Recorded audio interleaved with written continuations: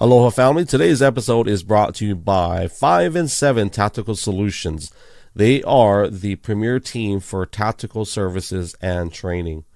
For those of you that are, you're passionate about protecting yourself, your loved ones, maybe your home, maybe your dog, or maybe your squirrel, well, learn from the professionals. They have gun courses, everything from pistol training to long guns.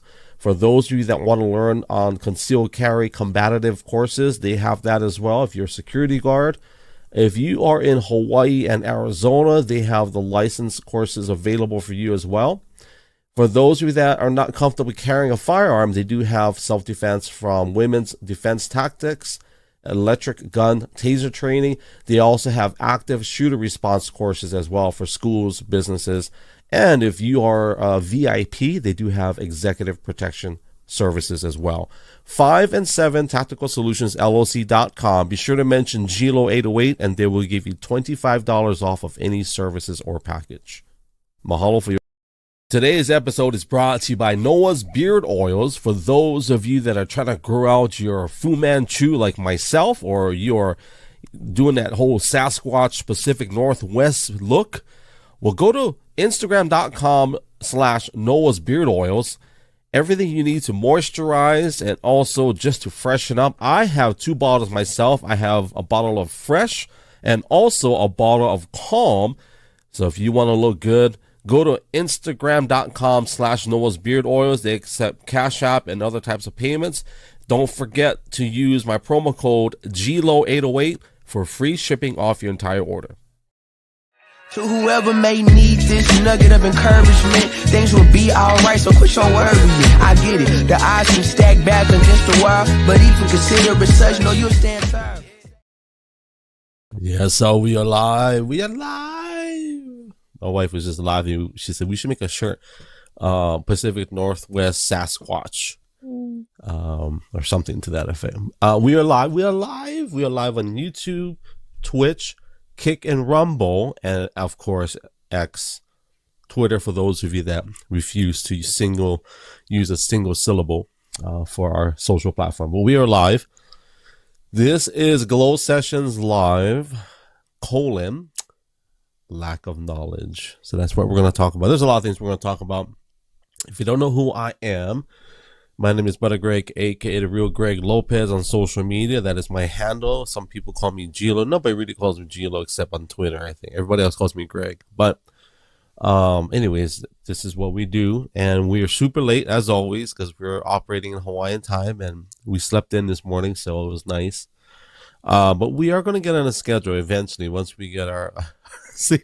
It's going to be hard to get a sleep schedule because we're taking a trip. So are we going to do this in Washington? Maybe. Well, we'll see. I don't know. I mean, I don't know. I mean, it's a lot to set up equipment just for, we can do mobile.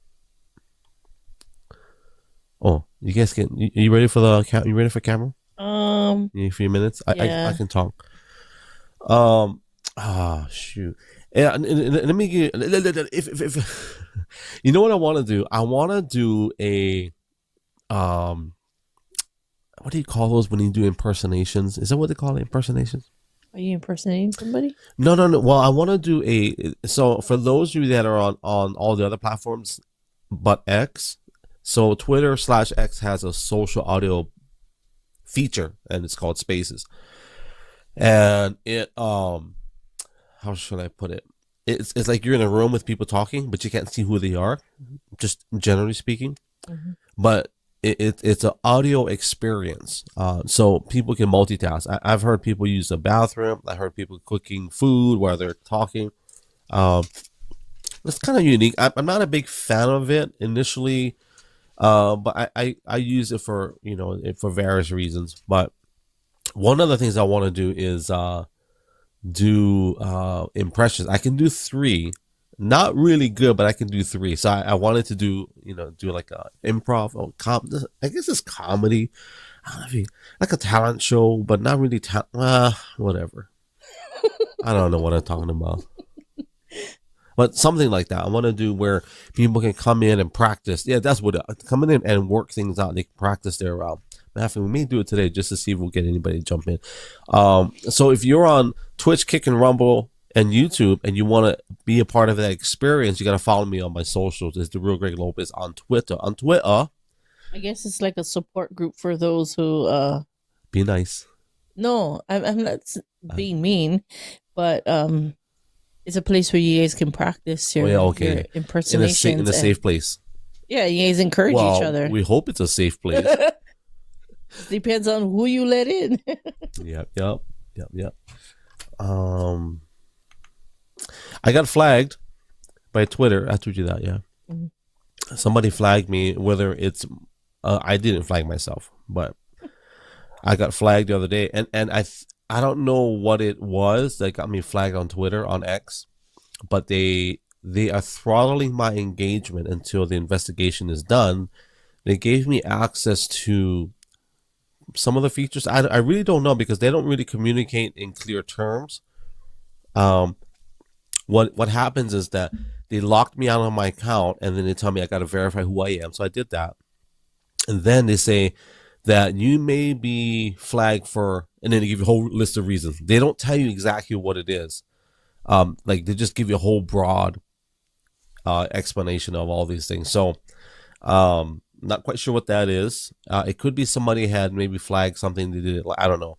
My wife says, and this is on all social media. It's not just on Twitter, X, but there are people that are going to come up against some of the things maybe you say, do, and they may not like it. Or maybe there's somebody at said companies that maybe disagree with how you produce. I don't know. I just know I'm not in violation. I just feel violated. It's not even a word. It's like there's somebody in the shadows that. Yeah, it's weird, because it's like when our house got broken into all those years ago.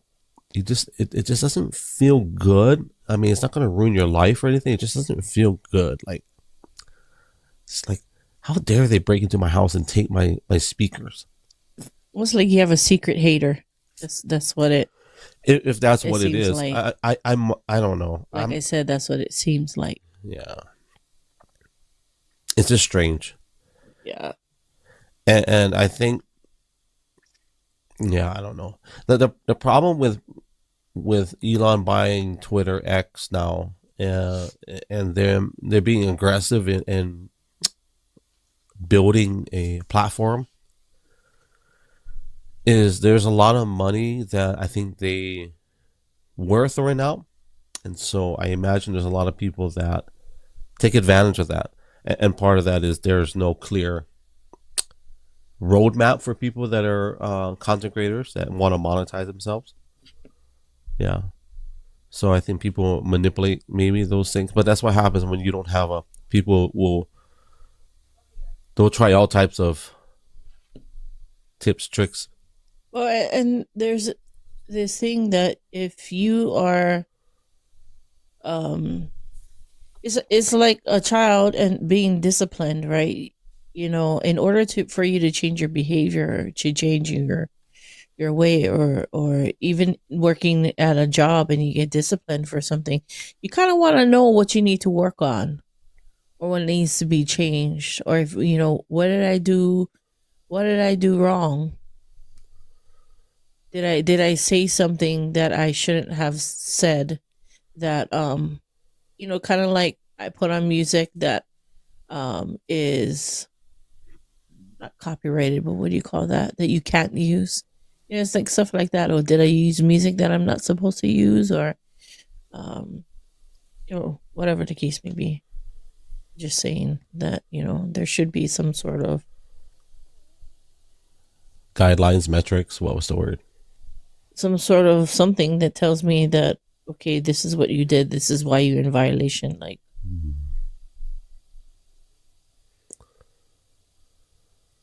not like, well, we're investigating you, and okay, what are you investigating me for? Maybe they want to keep you guessing so they can get you for something that maybe you didn't do. I don't know. It's kind of like when a cop pulls you over, he doesn't tell you what he pulled you over for. and then you end up saying something that maybe you did or didn't do, and then he can get you for that. I don't know if that's even a valid point. What else happened? I'm still throttled. I'll wait till you come on and talk about. No, I'll share this. Winter is here. I have a hard time talking. It's my coffee, but winter is here. It kind of peaked. Winter kind of stuck its head in the window. No, in the closet. No, not in the closet. It's kind of stuck its head in the house. Back in October, it kind of peaked. It gave us a little sprinkle of snow in October, and then Psych. yeah, this. You know what? I'm gonna bring your temperature back up to 75. I'm gonna make you sweaty. And then November comes, and so since we've been in Oregon, typically the snow arrives usually the last week of October. It's not winter, but we usually get a decent snow the last week of October, but we didn't get it this year. So I don't know what that means. I'm not a meteorologist. I'm not a snow expert. I am not a winter scientist. I am not I'm not a Yeti resident, so I don't know. I don't know what that.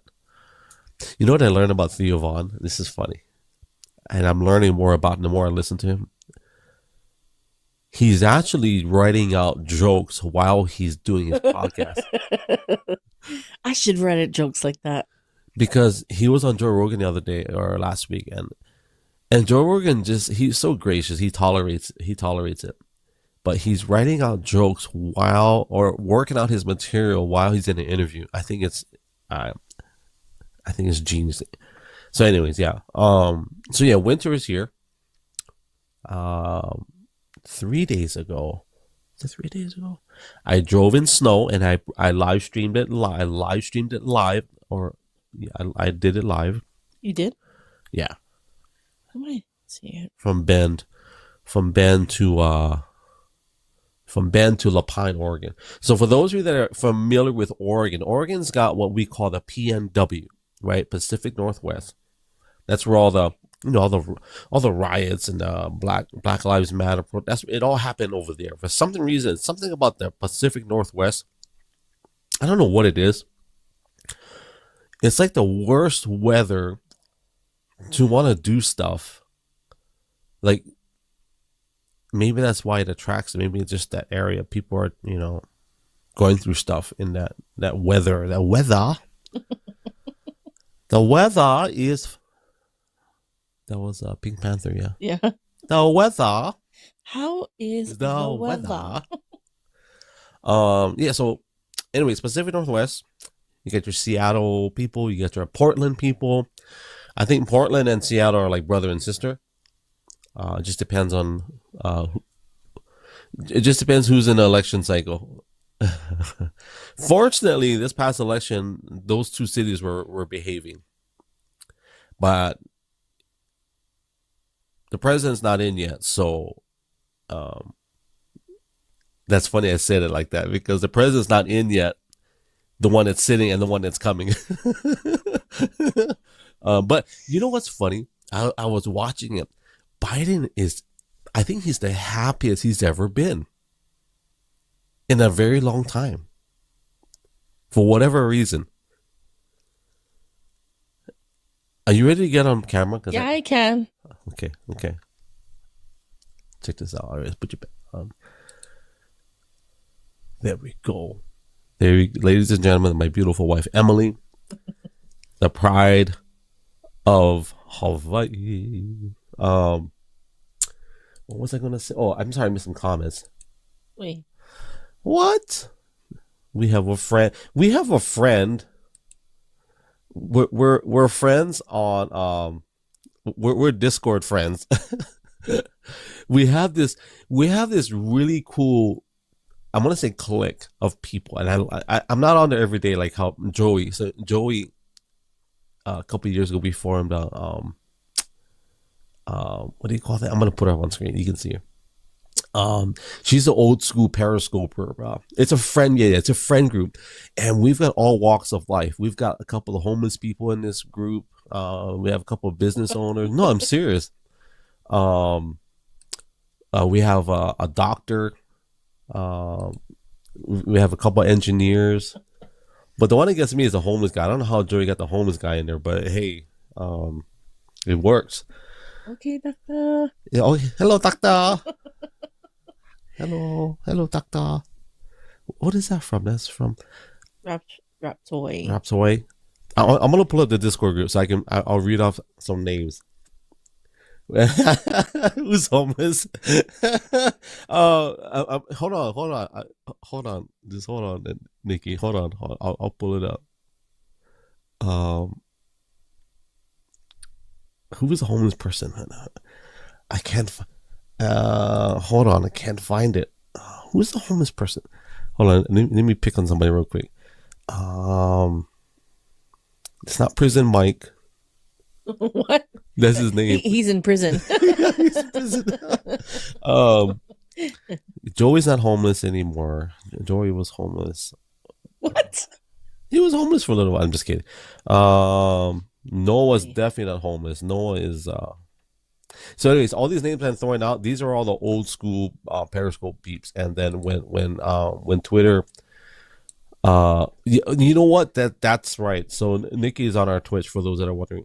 She brought up a very important point. She said that Noah. So Noah is our bodyguard. Noah is like 6'7". No, I think he's like 6'9". So we got a bodyguard, we got a gamer, we got a prisoner. All the girls, and we got YouTube in the house. Well, yes, CD Flyers in the house. Good to see you. All of my Twitter X family, I'm throttled on Twitter X, so they locked me out of my account, so we'll see. Yeah. Oh, he used to play pro college wait, what? Wait. Listen to this comment. This is Nikki. Now, Nikki's our doctor. She's a physician. She's got 2 PhDs. Okay, she's got 2 PhDs. She has her own business. She travels. She travels the world. She's really smart. But look what she said. She said he's literally a bodyguard. LOL. Yeah, Noah used to play pro college basketball. Wow. No, did you catch that? He used to play pro college basketball. Hey, you can be a professional college basketball player. But that's called illegal. You had to CD Fly had to clear snow off his. So check this out. I've been driving in ice for the past couple of days. I love it. So I'm not gonna tell you what kind of car I have because I want to protect my privacy. I don't want people stalking me, following me around because I'm telling you what car I drive. But my car, I've got these tires that have these metal studs, these spikes, so I can drive on ice. Oh, it's amazing. Plus, I have 4-wheel drive. And I'm just I'm driving, last night it was snowing in Bend, Oregon. I'm just driving through snow and everybody's just cruising. Now, you don't want to be arrogant and be totally confident because you can still get into an accident, but it feels so much better when you got those metal studs in your tires. Arrogant and confident. It's like you can have the two. It's possible. You're arrogantly confident. Yeah. And let me fact check myself because I don't want Nikki to hit me up in Discord and say, I don't appreciate you being inaccurate. So to be accurate, she's actually a nurse practitioner, which is a doctor, right? Basically. Without the title. But the pay's pretty close. Well, it's. I mean, if you're a doctor you're a doctor without some doctor. other responsibilities that you don't have to have. She can write prescriptions. I'm not talking about that. Yeah. See, so they do. So a friend of ours from Hawaii, she wanted to open up her own practice, right? But she couldn't because in Hawaii, nurse practitioners can't do that. Yeah. Right? They have to get a doctor to sign off. They not sign off, but they have to have a doctor over them. So they got to be like in the same office, basically, right? Yeah, basically you got to work with a doctor. Basically, if you're gonna open up a practice, that's why you cannot open up a practice on your own. Like Dr. Reese, she's a doctor and she has maybe like 3 or 4 nurse practitioners under her. 3 or 4. That's a lot. That's a lot of money to be. I think she had one. She doesn't operate in one office now. She has 3 offices now. So listen to this. So this is. I'm not sure. I think Nikki's in. I think she's in Alabama. So in Alabama, under physical supervision, I don't think he has to physically be there, but he has to be on the medical board. Yeah, I know you're in Texas. I said Alabama just to make trouble. This is how, top secret, Nikki. When you go live on Twitch, this is how you keep people on your stream. You just talk smack, but then you edify them. You edify them at the same time. So that's my secret. My top. So yeah. What are we talking about before? I don't get a lot of Twitch engagement, so when I get some, I get excited. And of course, YouTube, thank you, appreciate you. And then on top of that, being banned on Twitter X for a little bit, it wasn't fun. I felt violated, even though I didn't violate anything. They kind of violated me, I guess. That doesn't sound very helpful. No, it doesn't. It doesn't sound right. It's not called Twitter. It's called Twixter, Nikki. Nice. Itchy. You know what's I'm on Blue Sky, which I have no followers. I think I have 10 followers. I take that back. I have 10 amazing followers. I don't want to be.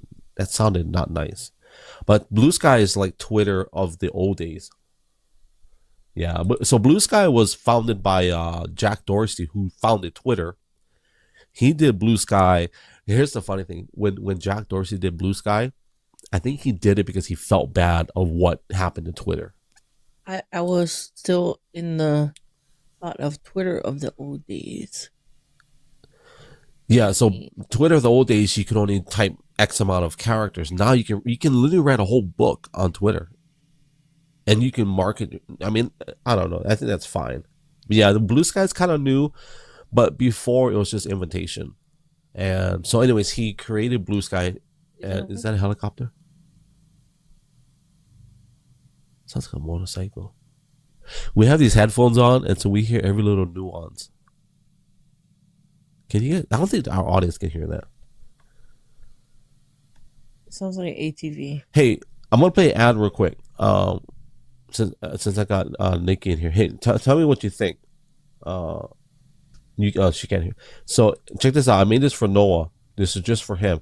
Now, when he makes his millions, Nikki, I told him I just want 1%. So we'll be back in about 42 seconds, guys. I want Nikki to see this. Today's episode is brought to you by Noah's Beard Oils. For those of you that are trying to grow out your Fu Manchu like myself, or you're doing that whole... Okay, psych. She said she already seen it. Oh. What were you saying? Yeah, is it open? I don't know. No, I closed it.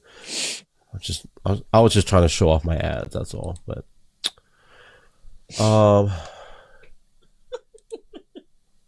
she used it for her hair. The beard oil? Yeah, I guess you can. Mm-hmm. It's hair on your beard is hair on the head. I've been told otherwise. And I can't say because this is a family show. I've been told some nasty things from friends of mine there because they used to make fun of my beard, right? And it's just some terrible things. Nikki is what? She's she part of what she said? She's got a beard. Interesting. Throwing me off. We have a topic. We have topics with. We have topics that we got to talk about. I don't have my notes. You have your notes. And do me a favor, guys. If you're enjoying this, we do this every day, or 5 days a week, Monday through Friday. We try to do it at 9 a.m., but we slept in today, and we really enjoy our sleep. But We're going to be more organized in the near future. Probably won't be, to be honest, we're probably not going to get on a real schedule until 2025 because we got Thanksgiving and Christmas and shopping, and I'm working a lot, so I sleep really late. Um, Our sleep schedule is always off, especially when we have to travel. yeah, we travel. We For those that don't know, we travel a lot as a family, so a lot of times our schedules. Um, yeah. Speaking of beard, I know Nikki's trying to flex on her beard. Her Lack beard. of knowledge of her beard. You know, I've never met her organically, but I've known her for a while, and she used to do these what do you call that? She would take over Joey's account. I think there's a couple. Mm. Um, I would say I feel like I know her, but I don't because I really don't know her. I just remember her. But when we're in this Discord group, like everybody's like family, and it's so for those that don't know what Discord is, Physically, he is didn't physically meet. yeah. But it's So Joey formed these Discord groups, and it's kind of cool because it's kind of like if I open my app and I see Joey and Nikki, and then we have the homeless guy, and then we have Noah in there. I'm just making trouble. I'm making trouble because Joey doesn't come in here. I'm waiting for him to come so I can put it up on the homeless screen. guy and the prisoner and Yeah, prison Mike, and then we've got. Okay, I'm not gonna say that because I have something in my mind that I know I can say in the Discord group, but I can't say it here. But yeah, so what happens is everybody jumps in this. Let me pull it up. It's called like what is it called? Not the family room. What is it called? It's hold on. the meeting room. Give me a second. I'll pull it up. It's oh my gosh, I'm so bad with this. Is it like a voice channel? Yeah, and Joey named it House Party. We need to be aware of this house channel. And so what happens is if Joey's working, he'll take us on his journey while he's working. We can hear it all, right? And like one time and I do this a lot, I'll be talking to him like as if he's talking to me, but he's talking to his customer. And so it's like, oh, okay, he doesn't. And it's just like that. People are, and I think it's good. It's weird though, because in this generation, kids do this, right? It's like virtual friends. Well, they're real, but they're always connected. Yeah, virtual friends. It's not like that you don't know them, but virtually you guys are. It's like, when you're in school and you're around everybody, right? You guys having conversations together. You're physically present, but this is you're virtually present, and you all are having conversations, doing things together. Well, you choose your privacy too. Like on your Facebook, so you have your privacy settings. Mm. On Discord, on these voice channels, you choose when you want privacy or not. And yeah, so here We're gonna make a shirt called Virtual Friends. Virtual friends. We should do that. Stay connected. Make virtual shirt. That's a good idea. Stay connected with virtual friends. So the first Discord group that me and Joey did, because we started our cryptocurrency company. So we had, I think, 10 people. I'm not sure if Nick was in this one, but we had like 10 people, I think, in this group. And it was kind of similar to one we're in now. But anyways, what was I talking about? So everybody from around the country is on this voice channel, and we're whether AirPods or whatever you're doing. It was good because I say it was good. It's good because let's say Joey gets in a sketchy situation, we can hear what's happening, right? So we can say, "Hey, Joey, I'm telling." No, I'm just kidding. Okay. Situational awareness. Yeah, you guys be online with him and say something happened, and somebody can call the police. Yeah, Joey, I told you that Indian guy was a terrorist. Skamala. Honey. That Indian guy is funny. I was like, what? What is he talking about? And I started cracking up laughing. I've never heard him before, but it was funny. His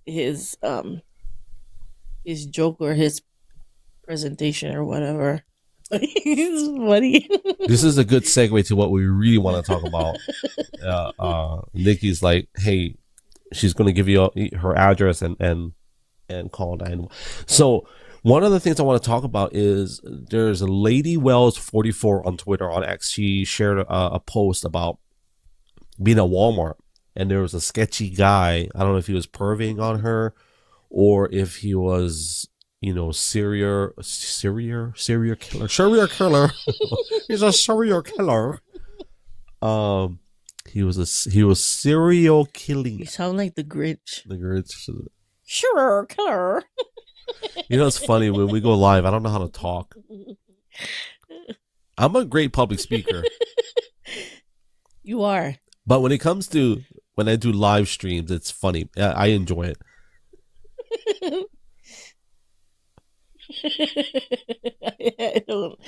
I don't know.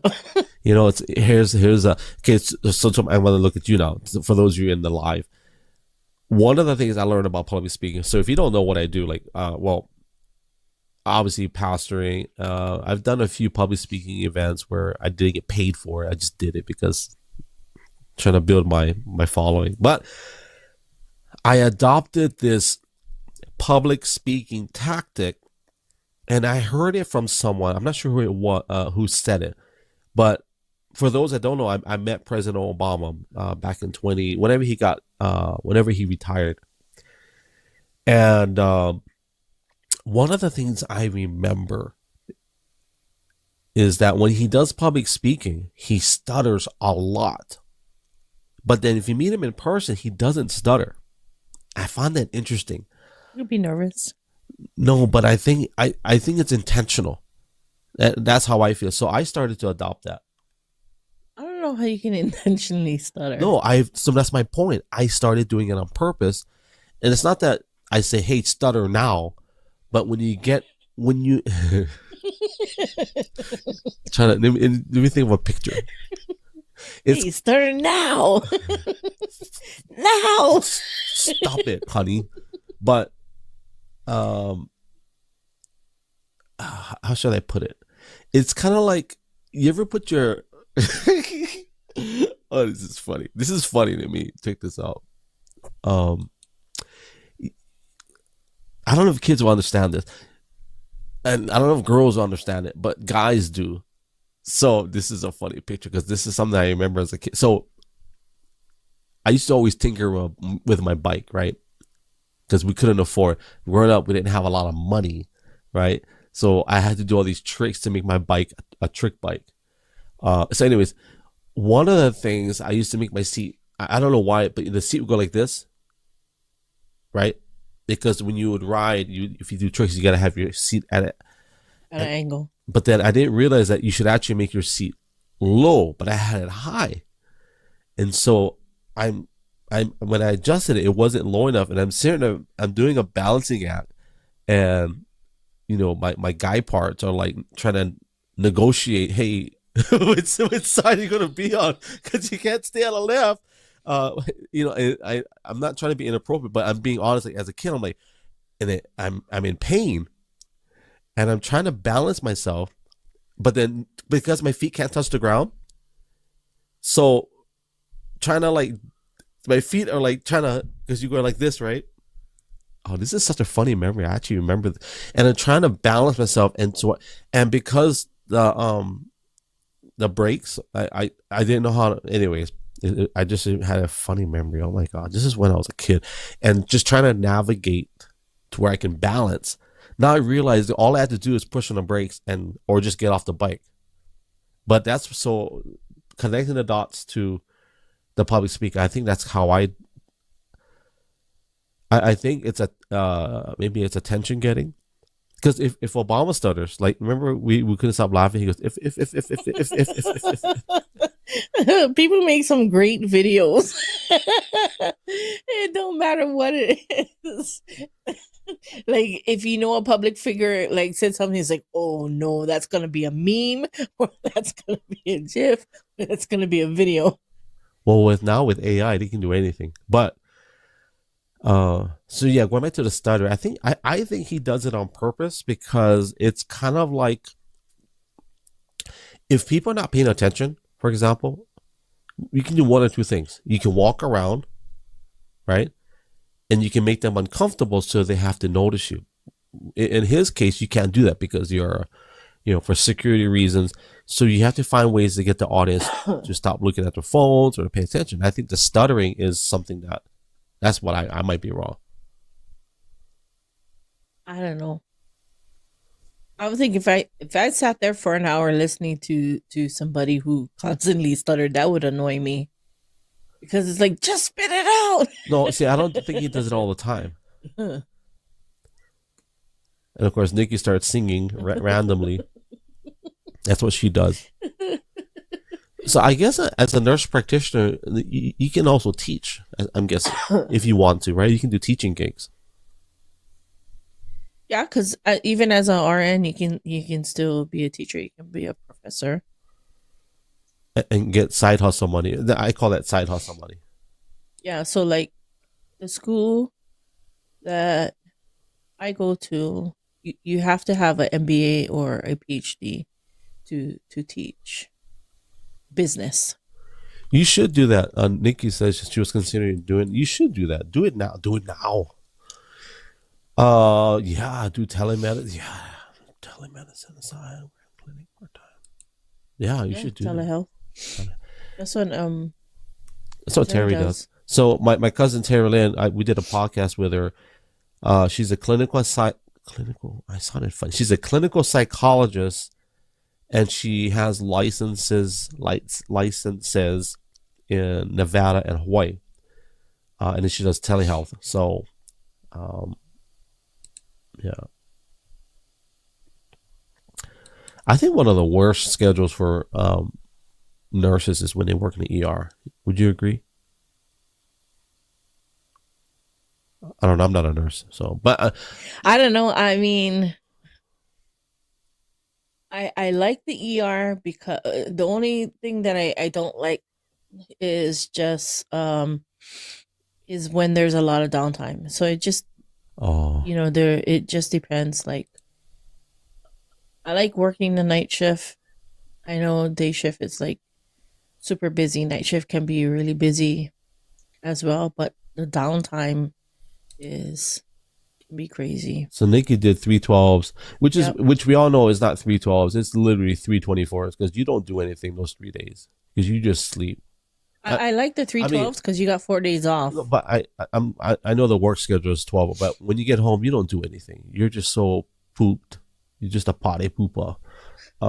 If you're working, 12-hour shift on your feet the whole night or the whole day, that's. But by the time you get home, you're done. You're tired. If you're lucky, you have 6 hours to actually sleep. I find that it was harder to sleep as soon as I got home. Because you can't just sleep. You gotta go home. You gotta make assignment, or you gotta make.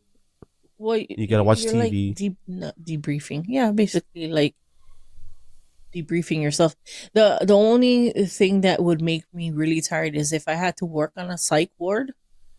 That would be extremely tired, like for me. Well, that's because because that's different. The psych ward, you're not just dealing with people; you're dealing with demons. But you got to be aware. I make light of it, but I mean, some of those people you have to be aware when you are working in a psych ward. I think the scariest psych ward that I've ever worked in was Tripler, and having to deal with people who are in the military who have had some. Well, some of those I imagine trauma. Are from like. Some of those demons are probably from like 1941, and they're disgruntled. Like, how dare you attack us? December 7, 1941, the bombing of Pearl Harbor. No, those are one of the psych wards where you had to have two people. You couldn't be walking around by yourself, and you always stand back to back. And this is like night shift. And I guess because you don't lock the doors to people's rooms and stuff, but you gotta,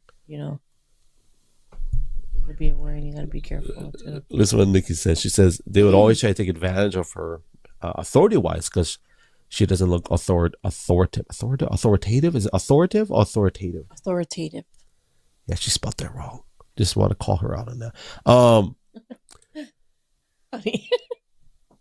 You know what? Just calling her out because she's a super smart person. I you know, this should, and this is fun. This is a joke. They should make these tattoos for people that maybe don't have that authoritative look, and the teardrop tattoo, just the one, the fake one, just put them over here by your eye. Just put a couple of teardrops. You know, oh, she's authoritative.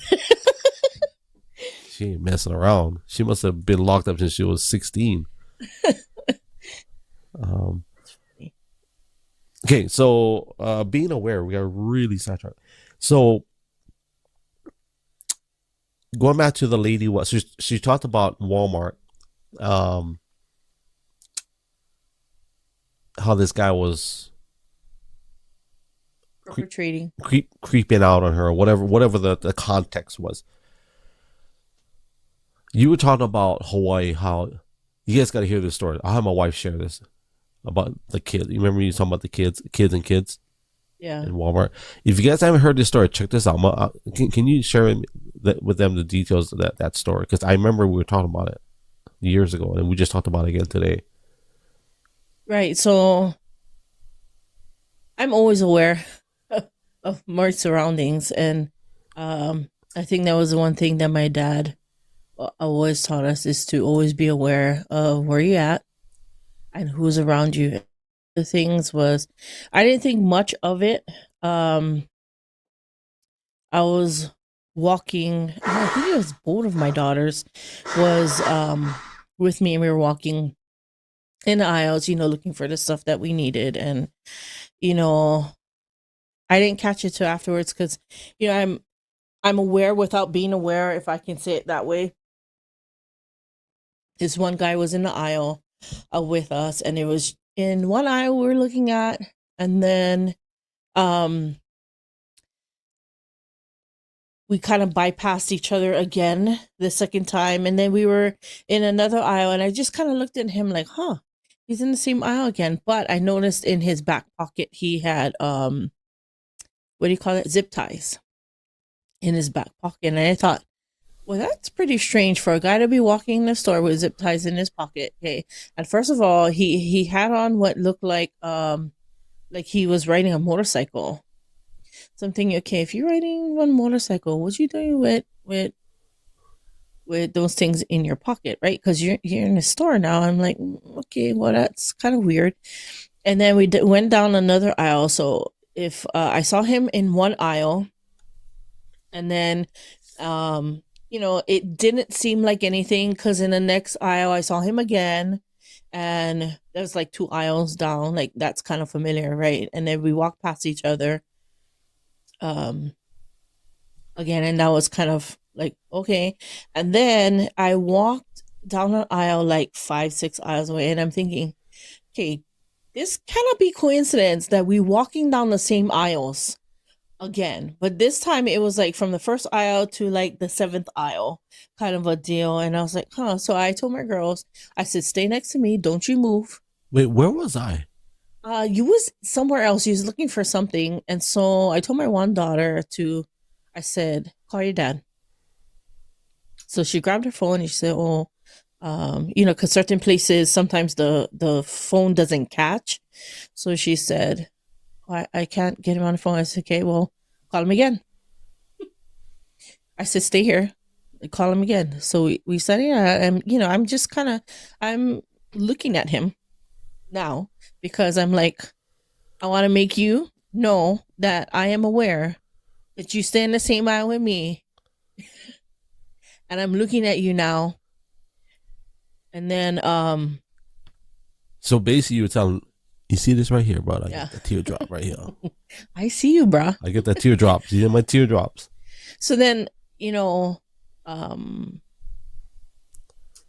then we were together, and then I didn't want to send the kids to go look for him, because I didn't want them to walk away from me, and then, he starts following them.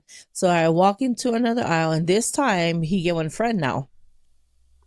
and his friend had rope in his pocket. I'm thinking, what are the odds of one guy having zip ties in his pocket, the other guy get rope in his pocket? And why are you walking in the store? Like, it's not a normal thing that you would see. And I don't think that people are aware in the store of people walking around like that. Like, to me, that's like odd.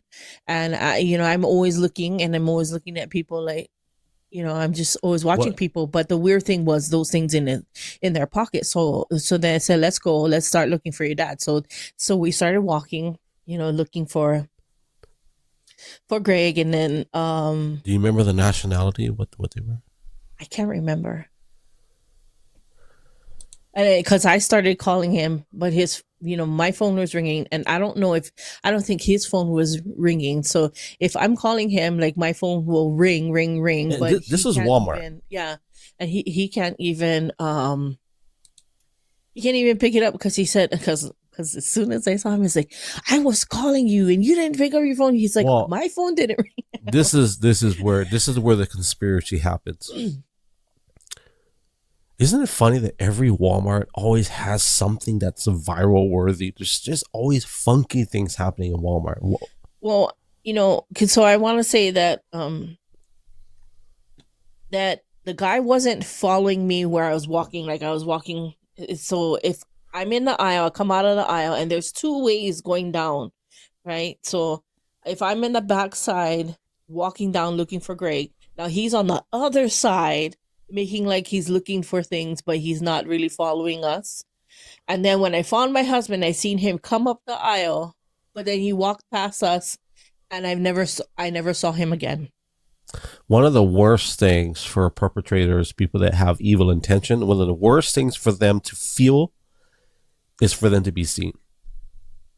All right, that's the worst thing. That's the worst thing that could ever happen to someone that has evil intentions, for someone to see them, especially if they're trying to be sneaky. I'm not sure if I took a picture of the guy.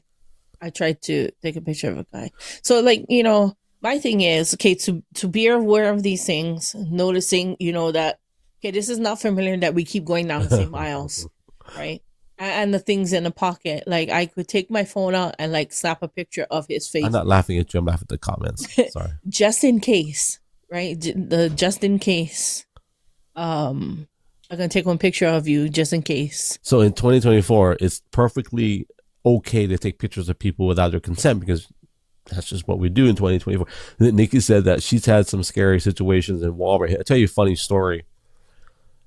If you go to Target, for some reason, it's okay in Target. It's weird, because this guy Thomas, I can't remember his last name, but this is during the Periscope days, and I remember I was just walking, and I felt this guy looking at me. So in Costco and in Target, I've had people follow me, right? But the one in Target, I just like, this guy's staring. Your side eye, it's like your side eye has its own set of eyes. Like, you're looking at it, but your side eyes are like, you have peripherals that you can see. And your side eyes it's funny how focused your side eyes are, and it just keeps staring. And it keeps, and so finally, the guy is like, he comes closer, and I'm like, okay, this is either we're gonna hug or we're gonna wrestle. I don't know which one we're gonna do. It's one of those two. And I look at him, he's smiling real big. He goes, "Are you Greg?" I said, "Yeah." You know how I go, "Oh yeah. Hey, how are you?" I always go, "Hey, how are you?" He goes, "I'm Thomas." "Oh yeah, hey, oh yeah, Thomas." And we shook hands, did the typical Hawaiian local brother hug. And he was so happy. I was like, at first I was like, I'm in my mind thinking, who is this guy? I just told him, yeah, hey, good to see you. But we actually became, I guess Twitter friends, I guess you could say it, because, just communicating. Oh no, Instagram. And he was just happy, and I was happy. It's always flattering and nice to meet people that follow you on social media, and so it was kind of cool. But not following you in person. But not following you with zip ties and rope.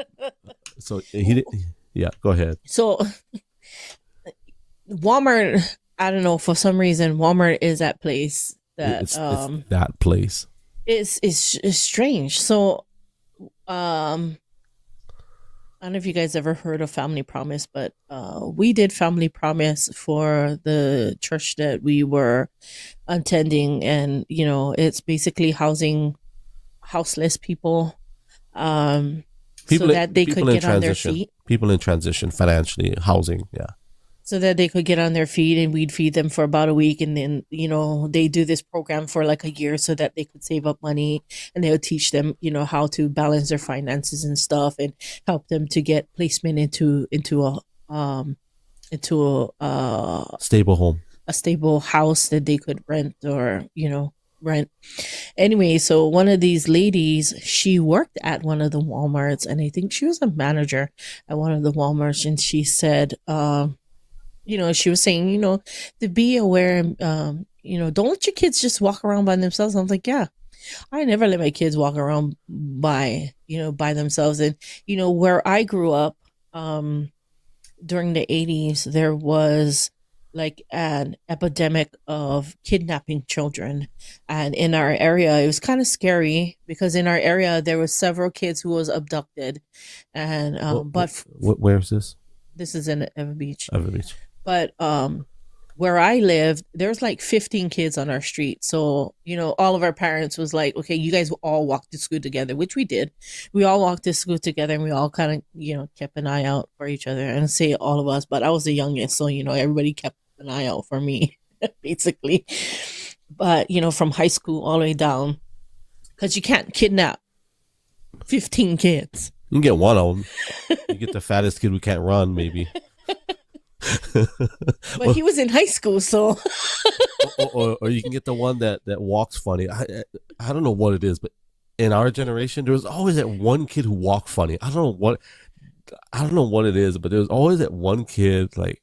But we grew up a generation where you all fight for each other.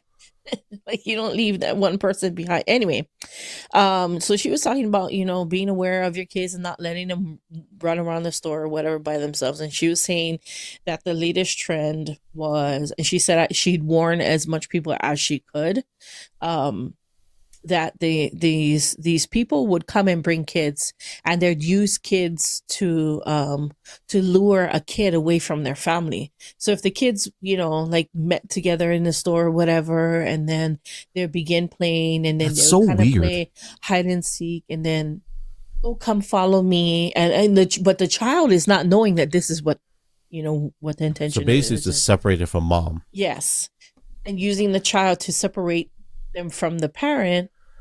And supposedly go play somewhere else, but really they came to kidnap the other child, right?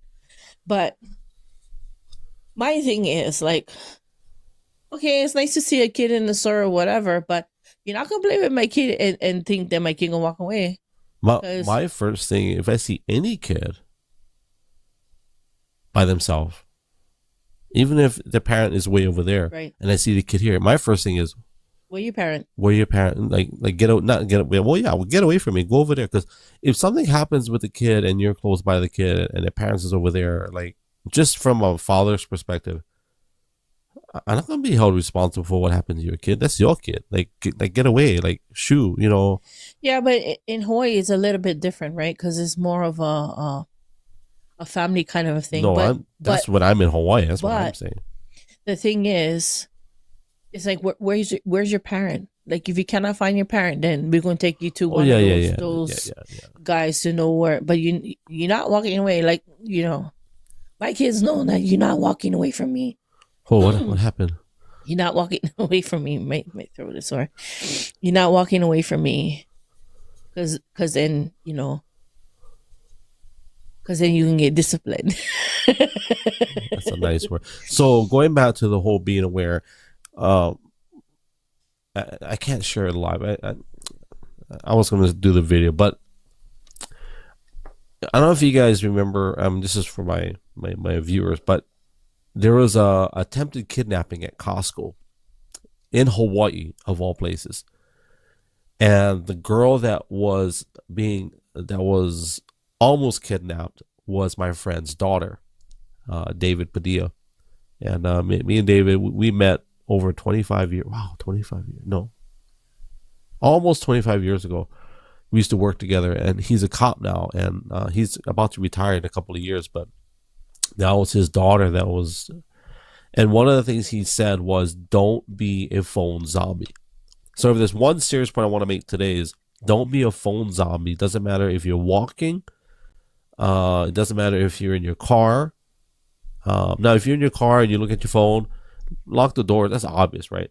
But also be aware of what's happening around you, because someone can, do all kinds of, is it nefarious? All kinds of crazy things. Like they can stick a banana in your tailpipe. I know it sounds funny, but it'll make your car.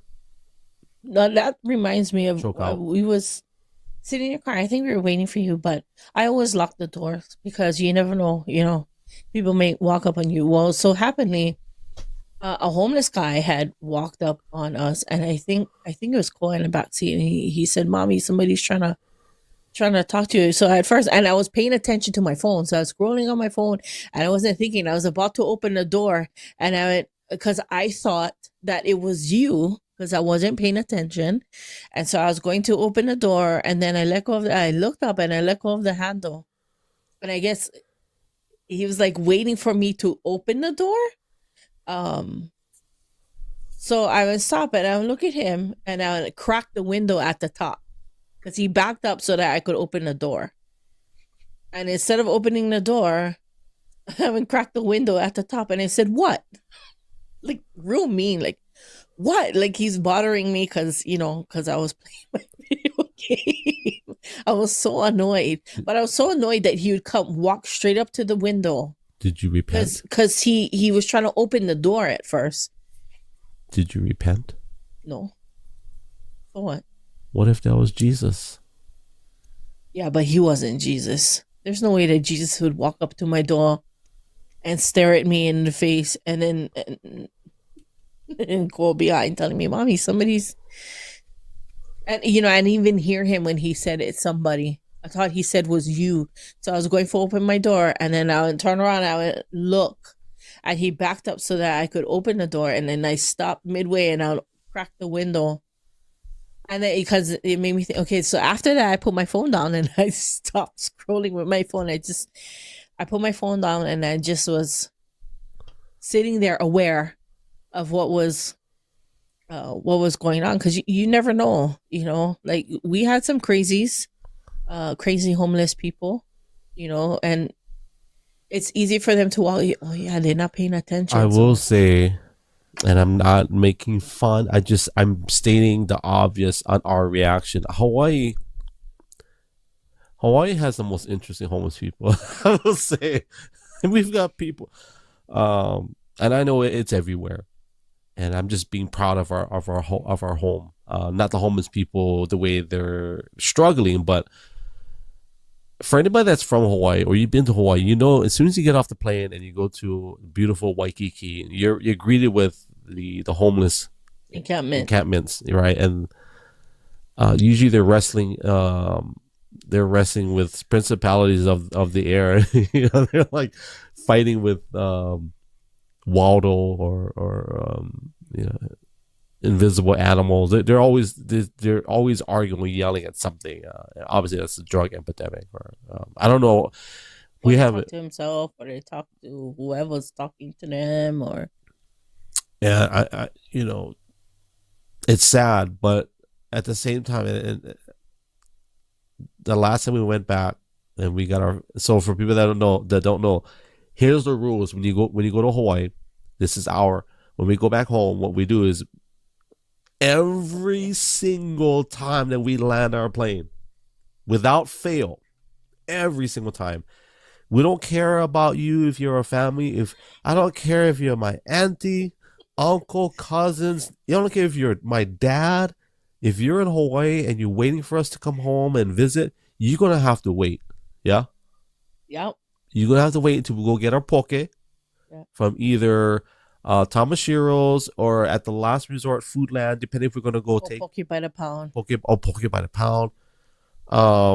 That's just what we do. And it's usually my nephew or my sister who comes pick us up, and they ask, "Okay, so where you guys let go?" Yeah, they always know. What do you mean where we like go? We went straight to pick up the fish. Like that's just our rules. And Mrs. like, well, Aaron's gonna bring some fish home. What you guys like do? We're Well, gonna like, eat eat now. now. And we eat it in the car on the way home. On the way. So, but anyways, where's that dot? Well, the home, and it's like as soon as we get out of the car, like not even like 50 feet, we hear this guy go. I'm like, oh yeah, we home. We're home because there's a homeless guy. He's all brain fried or whatever, just dealing with stuff, and it's like fighting with the shopping cart or beefing with the bike or talking to the pole. I mean, it is sad, but that's the kind. I mean, to put into context, that's what we run into, and then spiritually too, right? Yeah. When you have the presence of God that lives with you, the more manifestation they manifest. That happens on Twitter a lot, and I'm picking on Twitter. Like if we bring anything that is, and we're not high and mighty, right? We're just regular people that we're blessed to live life in the way we are, and if we jump into a conversation on Twitter, for example, and I'm not alerting anybody, so in the name of Jesus, I'm covering my wife and myself. But sometimes people are like, I feel like they're like, I'm like, not today, Satan. I'm not engaging. Sorry. It's like, what in the heck? I'm just trying to encourage you people. I'm not trying to preach to you. But being aware, right? That's kind of what we're talking about. Being aware of your surroundings, whether you are a Christian or not, being aware of your spiritual surroundings. Because even you still have to be aware, even if you're not a believer of Jesus Christ, right? And then when you're a believer of Jesus Christ, there's more manifestation, that demonic activity that happens. You still got to be aware of that as well, right? Well, let's say they don't believe in God, Christianity. You have to believe that evil it's real. Yeah. Evil people or evil things happen because there are evil people that have evil intentions. Mm-hmm. Did I say evil enough? I think I said 5 times. So just carrying that in your playbook should give you enough insight to say, you know what, maybe I'll actually put my head up today when I'm going to Walmart, or, just being aware of that, especially if you got kids, or even if you're a highly educated nurse practitioner that doesn't have authority supposedly, but having that authority in your, at least being visually aware of your surroundings. Well, even when you're working on a psych ward, right? You always have to be aware. And so, like the first time that I've worked on a psych ward, they always make sure that not just that you are aware of the potential of things happening, but also they walk with you, through some of the processes. And then, you cannot be foolish to walk into the psych ward and go, oh, they're not gonna do this today, or they're not gonna do that. Some people really do have some mental problems, and some of them are not aware of those problems, right? Yeah. And so you can get hurt, and like it would be foolish for you to walk there and think that, oh, they're not going to do that to me, right? That they're not gonna hurt me, because sometimes some of these people, they need medication to keep balance, right, in their brain or whatever. And you cannot be foolish to say, oh, no, I'm okay, or if you're a believer, oh, yeah, I'm covered by the blood of Jesus. Okay, yeah, we are covered by the blood of Jesus, but God said, not to walk around without wisdom. Don't be frivolous. You cannot be unwise. Like if you know a guy who's a thief and he steals money from people, why you gonna go over there and be his friend, right? And go, oh, okay, this guy like borrow money from you. Same guy, like borrow money from you. You already know about this guy, but you're gonna let him borrow money and he never gonna pay you back. Well, you already knew that he takes people's money, so why would you go and give him money? Like that's not something wise to do, right? In the same way, that's not something wise to do. Walk into a psych ward and go, okay, I'm here today. You know, I know how to do my job or whatever. You still got to be aware of other things that could go wrong. Which is, and you know, sometimes people are just struggling. Mm-hmm. I'll pick on the ladies for a second. A lot of times, like, and I'm not talking about psych ward people, but like for girls to not be naive, is that sometimes guys are struggling with their own personal, I don't want to just say demons, but like their own shortcomings.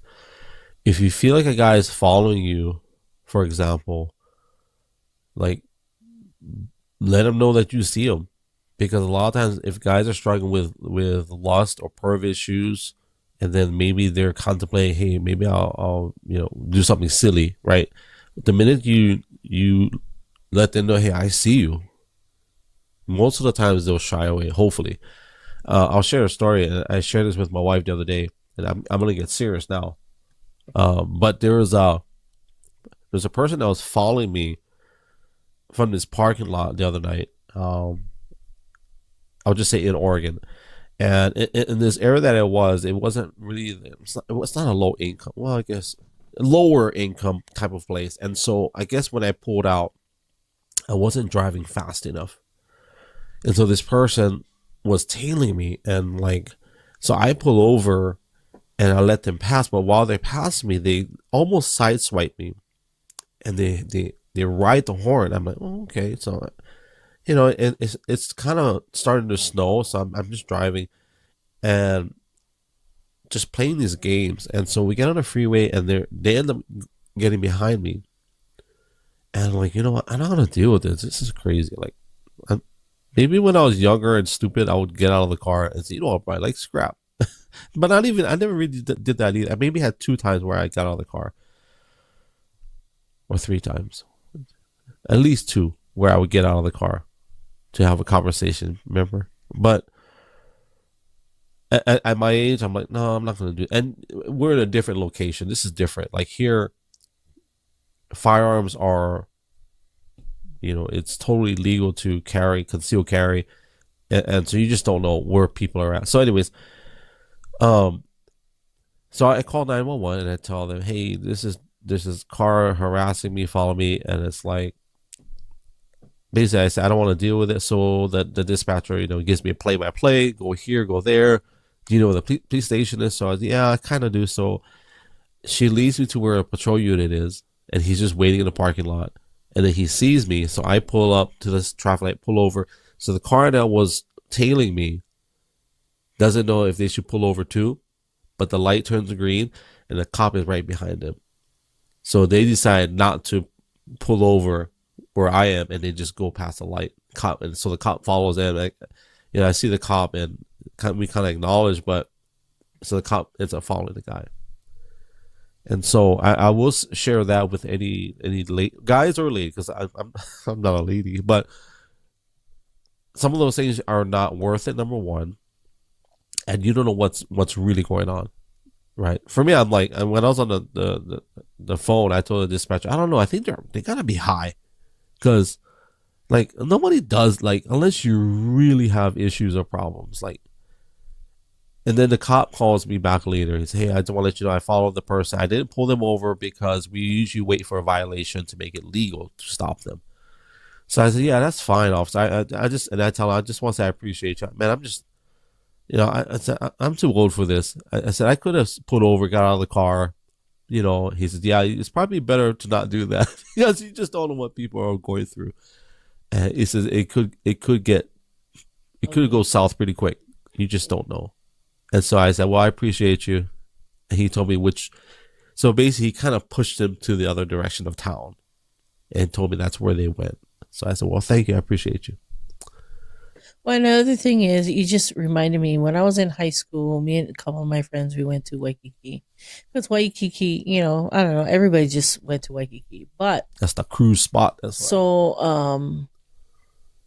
I would say not Aloha Tower. The International Marketplace didn't look like what it looks like today. It was open door.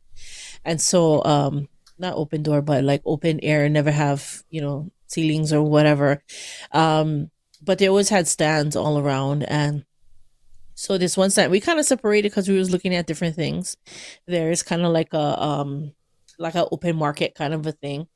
And I walked up to this one stand because I thought it was weird that this one stand like had nobody in it. And I was looking at it, I was like, oh, and so, I was looking at the stuff that they had in there because they do tours or whatever. And all of a sudden, here comes this Russian speaking lady because she had a Russian accent. She came out of nowhere. She tells me hi. And then she gives me one of those things. And then she started asking me questions like, are you here by yourself? Who are you here with? And then these other two guys up here, they come out of nowhere. I've never seen them around before. Come out of nowhere, and they're holding on to those little things that they pass out to do tours too, as well. And then, of course, my heart started racing because she's in the front of me. Now there's one guy on this side, and then the other guy on the other side. Now it looks like a triangle, right? But everybody's walking past it. You're not really paying attention. And so I said, and it just kind of threw me off because she said that, and I said, I'm here with my mom, them, although I wasn't there. Obviously wasn't there with my parents. I just made that up. And I started walking away, and so they started following me. So if you feel like somebody's following you, they ask you, like red flag questions, walk into a store, because that's exactly what I did. I walked into a store. I walked out of the marketplace because the guy was still following me. One of the guys was still following me. Walked into a store. And started, hey mom. There's people in the store, right? So obviously everybody turns around, and I just started walking. So who was the mom? Anybody that was in the store. Anybody that was. You got to be careful, because in 2024 you're going to see one 6'5" huge soul go, hey honey. Hey, but that's better than somebody following you that so all that to say, there was about 5 of us, but it was me and 2 other girls who experienced the same thing, and they did the exact same thing I did. And so we met back up together, and we was talking about all this stuff. So we actually ended up just leaving the marketplace. We didn't want to stay there because it's so strange. And every time I think about those kinds of things, like we gotta be wise. Not everybody is for us. Yeah. Just because people strike up a conversation and they seem like, oh, I could share my life with them, that's not something that you should do if you don't know them. Also, if you're in a place like that and you feel like if you feel like somebody's following you, walk into a store and see a security. If you feel like if they're following you in the store too, like walk up to a cashier or walk up to security, somebody who has some sort of authority in that store. I'd walk up to the cashier at the cash register. We get people are in line, because it'll make it known, and that's not the kind of attention they would want to attract to themselves. It's just some wisdom to use if you are by yourself. Do what I did. Yeah. Hey honey. Then he was sort of, hey, how's it, brother? How's it? Right, just that's some kind of wisdom. So I want to say James 1:5. Let's bring this thing in. James 1:5 says, if anyone lacks wisdom, let him ask of God, who gives liberally and without reproach, and it will be given to him. Let's ask God for wisdom in those times. And these are scary times, and people do get trafficked. And if you are afraid, they're trying to find this one girl now in Hawaii. She left Maui, but she's not from Hawaii. Her mom is from Colorado. I don't know if she's from Maui, but the whole family is in Hawaii. But she left Maui to go to see an auntie in New York, ended up in LA, and they can't find her. she got off the airplane, um, went somewhere, text some of her friends some weird stuff, and um, they cannot find her. But even using wisdom and um, I want to say like social media. One of my friends, her niece passed away. Same thing from social media, meeting people on social media. You got to understand that, not everybody is real behind the social media. And, I have friends on social media, but majority of the people that are my friends are people that I actually know. Some of the people I don't know if I know some of these. Majority of the people that are on my platforms are people that I know. I don't friend people that I really don't know. Just because Well, that's Hawaii in general. Twitter, maybe not. I mean, Twitter, I just have all kinds of friends, but like I said, I'm not gonna. There's wisdom in that. Like, use wisdom if you got friends on. It's good to make friends with people, but make sure that you're guarded as well. Like, if you haven't met them in person, public places, yeah, use some wisdom in that. And like, you may seem like you're getting into a relationship with somebody, but you want to make sure that that's not. I don't know. That they're not real, that they're real. that they're not real, but they're actually real people behind that. I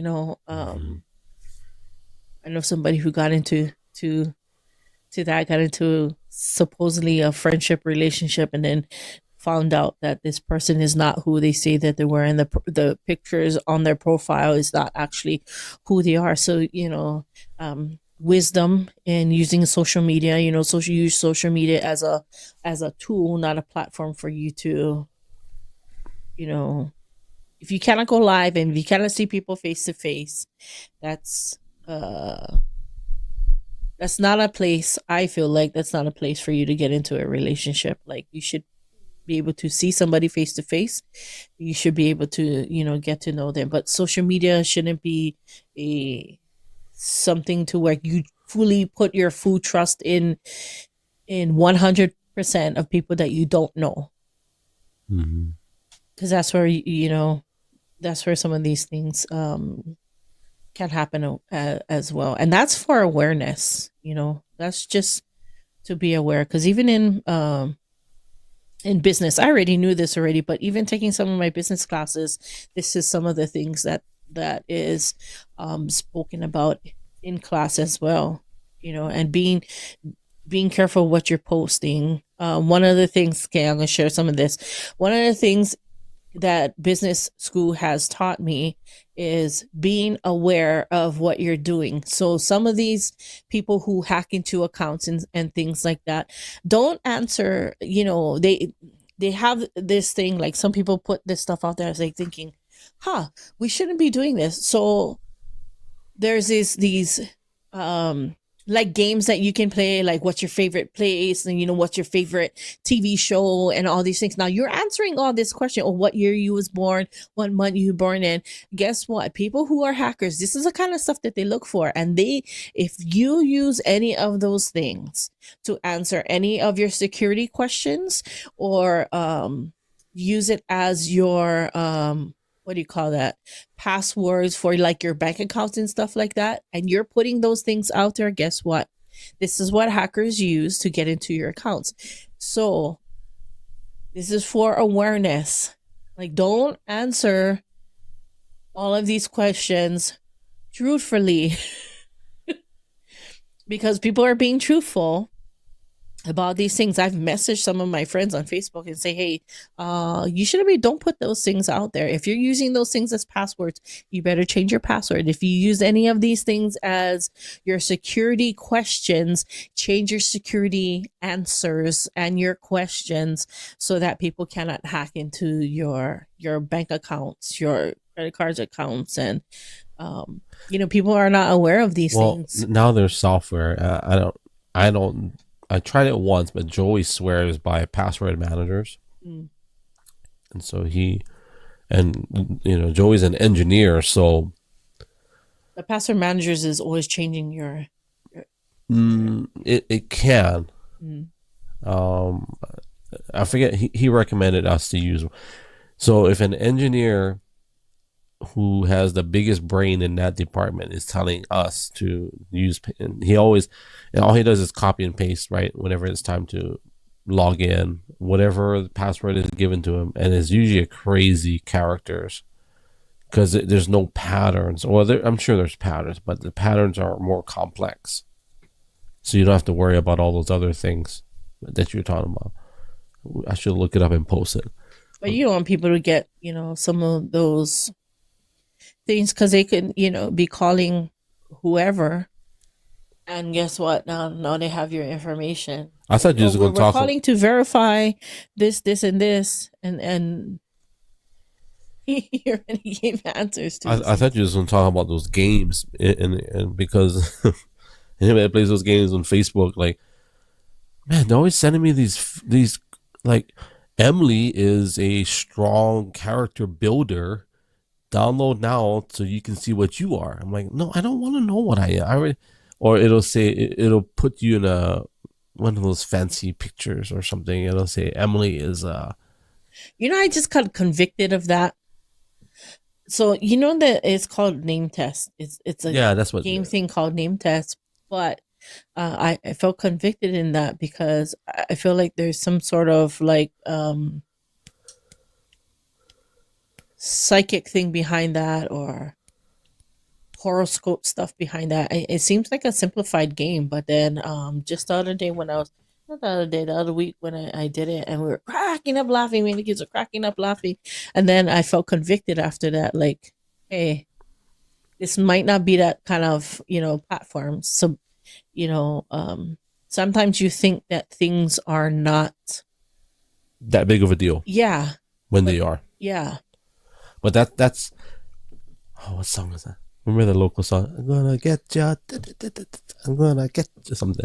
So anyway, that's kind of what it is. It's like it's not that big of a deal, but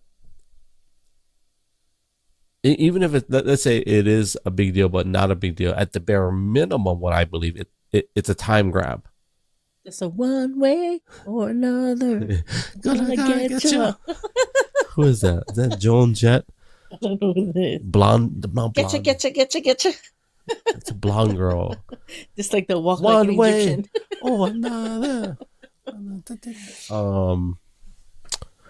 it's at the minimum, it's a time grab, and the conspiracy theorist in me, part of that is the Chinese people, and I'm not a racist family. I'm Chinese, so I can say, but I think part of it is that the Chinese, there's an underlying theme. Now it could be United States, but all these games that we play, and I love this one game. I'm addicted to this one game. I forget what it's called. It's where the soldiers shoot each other, and the more you put out into the battlefield, you win. But I think a lot of these things are designed. We can talk about the spiritual thing in a second, but it takes your time. Yeah, it's distracting.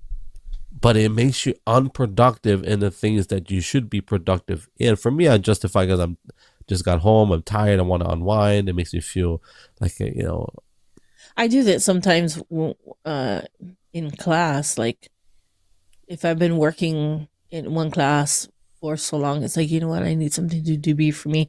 So here I am going with all these number games because I love number games. And then 2 hours later, it's like, I spent 2 hours doing this thing, and I only got 2 more hours to finish my paper. So speaking of games, let's give a shout out to Brother Wayland, the indoor farmer. If you are on, let me just throw some stats. If you are on YouTube, Twitch, Kicker, Rumble, or even on X or on Facebook, Wayland, indoor farmer, you want to follow that guy. He's obviously he's an indoor farmer, but he's a teacher as well. He teaches people how to have a sustain. He's not like a professor kind of a teacher, but he's someone that teaches you what he's done. And so he is good to see you, Brother Wayland. You can duplicate what he's done. You can duplicate what he's done. Yeah. I think he's doing a great thing. I think he said he's 30%. His survival rate is 30%. I'm butchering that. So I said, I told Wayne. So if you was to if if we go to war and we have a zombie apocalypse, it's leashed upon the earth, are you able to survive? And Waylon goes, heck? what?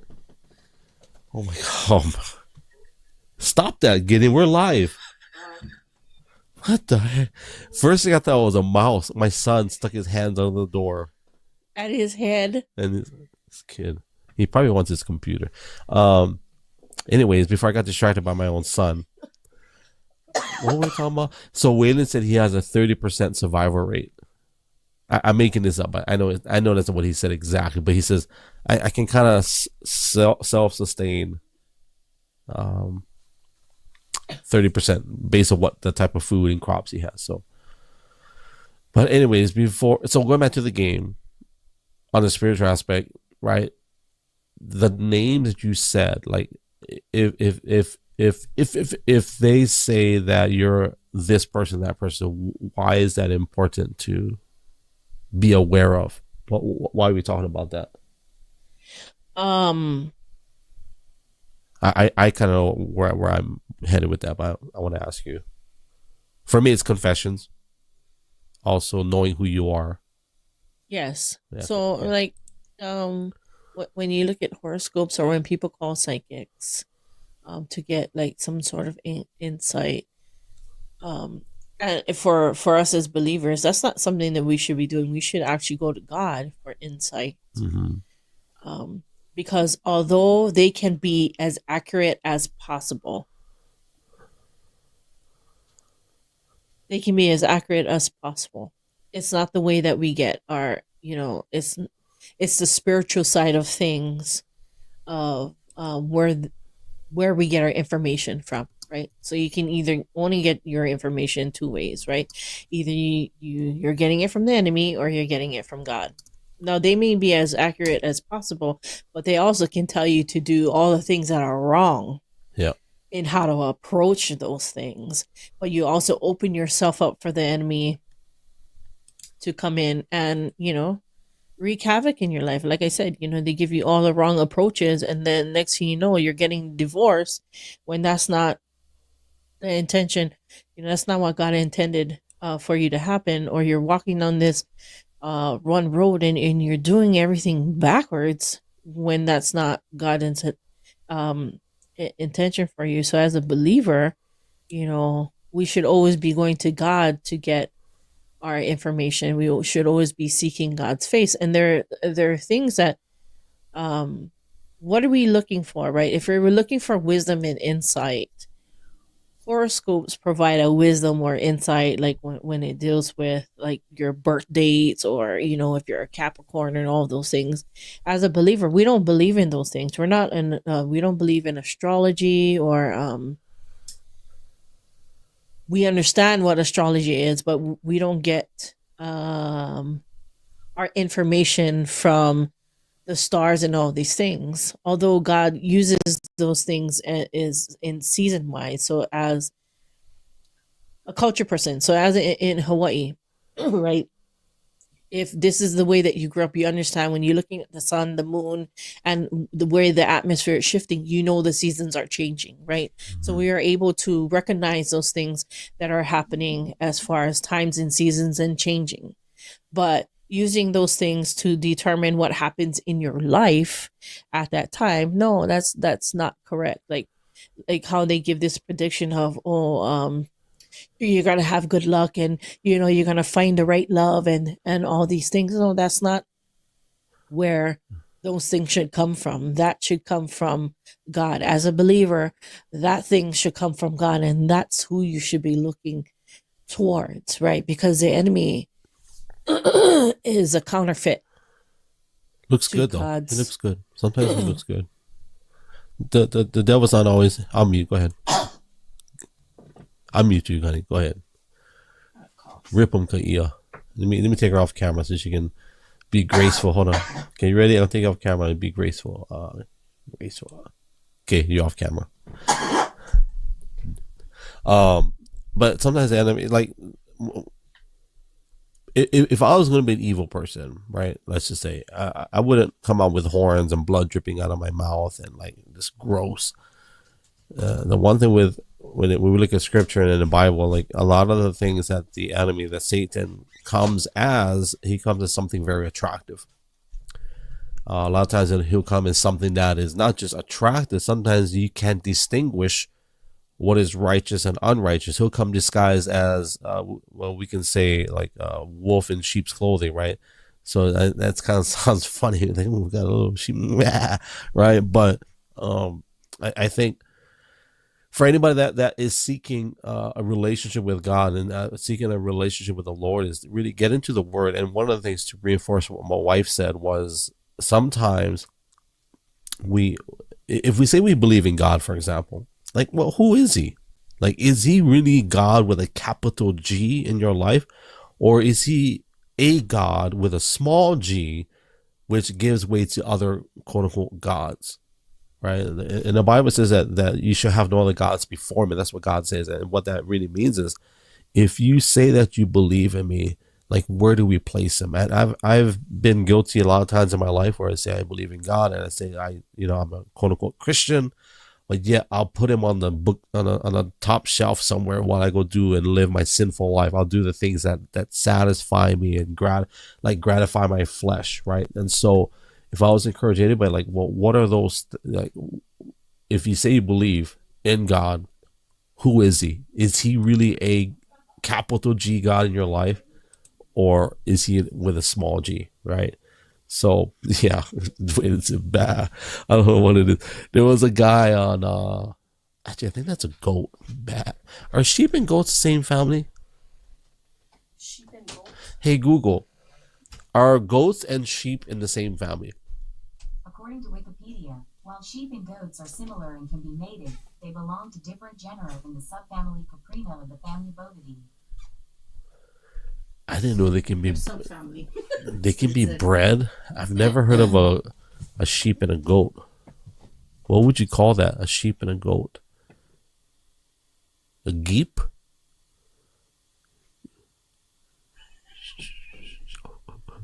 Shat. What? SHAT. But how'd you get that? Goat, sheep. You could say something else. I said geep. Geep sounds better. Shoat. Shoat. Shoat. Oh, so hey Google, what do you call a sheep and a goat that has been bred together? I don't know the answer to that specific question, but according to en.wikipedia.org, a sheep-goat hybrid is a hybrid between a sheep and a goat. Thanks, Google. What is it called? Nothing. She talked in a circle. I think Google, without getting political, I do believe this past year Google has changed and become very woke. Very politically woke as well. Very interesting. I'm actually getting hungry. We're going to end this in about 10 minutes. What else did we not cover? And by the way, let me just say thank you for those of you that are joining us live on X, YouTube, Twitch, Kick, and Rumble. We haven't had one of these good enough to put on Spotify, Apple Podcasts. I don't know. We'll see how this goes. But let's put you. I'm gonna put you back on cam, honey. Let's do it. Let's do it. Do it. Here we go. All right, you're back. You're live. Okay, you're hot. Go ahead. We're talking about lack of knowledge, right? And so awareness is having knowledge. So I have maybe two other scriptures. Here's Proverbs 24, verse 5. And it says, a wise man is strong. Yes, a man of knowledge increases in strength. So increasing your knowledge increases your strength. The other one is Proverbs 1:7 says, the fear of the Lord is the beginning of knowledge, but fools despise wisdom. Say it again. Say it one more time. I'm typing it up. Proverbs what? Proverbs 1:7, the fear of the Lord is the beginning of knowledge, but fools despise wisdom and instruction. Wisdom. I just sounded like Uncle Johnny. I'm just going to do the beginning part. So the fear of the Lord is the beginning of wisdom. Beginning. In the beginning of knowledge. The fear of the Lord is the beginning of knowledge. Type it out for my YouTube peeps or for my X peeps. And you guys can look up the rest for yourself. Good to see you, Brother Sean Taft. He is live with us on X. Thank you for being here. Appreciate you. The original title that you came up with was "Knowledge is Power." Mm-hmm. I didn't like that, but you're right. But I don't know why I didn't like it. That's why I figure lack of knowledge, and I think I probably don't like lack of knowledge either. Now that I think about it, I don't like that either. But I do believe that, what Paul said, the Apostle Paul, 1 Corinthians, where he says that for the sake of the gifts, do not be ignorant. Like, do not be, and not that to be stupid or idiotic, but do not be uninformed, right? To be informed. And I know we're not talking about spiritual gifts, but I'm using it as a point of reference, like to be informed and to go out there and do your due diligence. Like, one of the things I like, and I'm not a Joe Rogan fanboy. I actually don't like, I don't like a lot of things he talks about, but I do respect the fact that he brings on all types of guests. I wish he, the expletives, the strong language to me is unnecessary, because it kind of makes me like, maybe I shouldn't watch him anymore. But the fact that he is willing to learn, and I think for us as believers, and even people, if you're on social media, and man, never before, and with Elon buying X, we have such an opportunity to learn. Outside of getting block, what happened? What is it? Not block. What happened to me? They outside of being locked out of my own account twice in 10 days. Other than that, I think there is a great platform in Twitter, on X, to see things that may have been suppressed, right, in terms of mainstream media. And I think we have no excuse now, right? We have no excuse. We can't say, oh, I didn't know that, or I didn't know I could find. No, you can. Now you can, right? Before we hang up the phone, I want to, because I meant to say this earlier about the Hawaii. Hawaii has a lot of kidnappings or missing persons. A lot. And so for people that don't know what Hawaii is, so Hawaii is basically, if you look at it strategically from a military perspective, you understand why Hawaii is so important to the United States and also to other countries.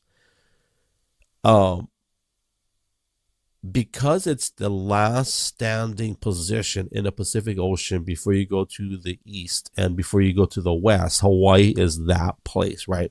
It's this tiny little rock in the middle of the ocean that has 1.4 million people on it. It also has, the last I remember, I think it was like 18 million, it might be low on it, but around 18 million people come through that little rock every year in tourism.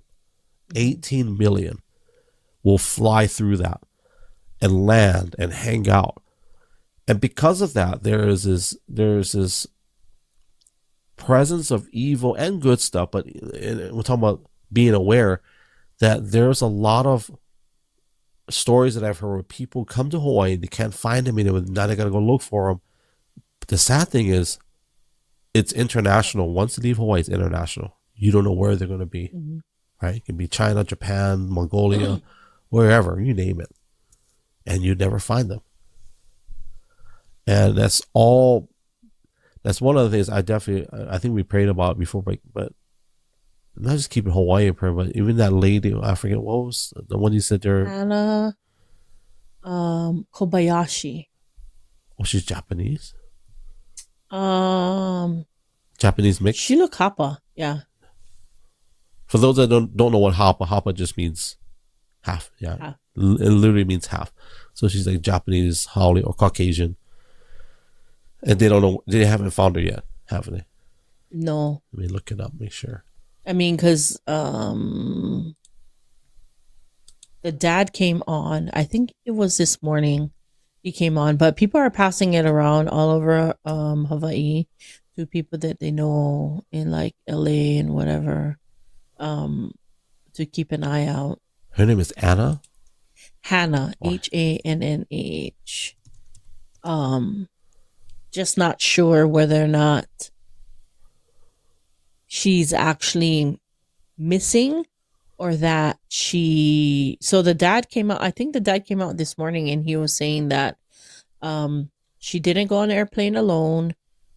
Just recently she broke up with her boyfriend and they were both on the same airplane, but they supposedly weren't in contact. They were sitting on not in the same place. So She's from Hawaii. is she? I think so. It says that the family of a Hawaiian woman is in. So Yeah, but they could move there and say the family, because her mom's from Colorado. He may be from Hawaii. I don't know. Like I said, she's Hapa. So so they think it's a potential cult type thing because it said that she got a text saying that she finished a very intense spiritual awakening. So they an influencer who was taking video of the LeBron James event. There was like a LeBron James event that she went to. Yeah.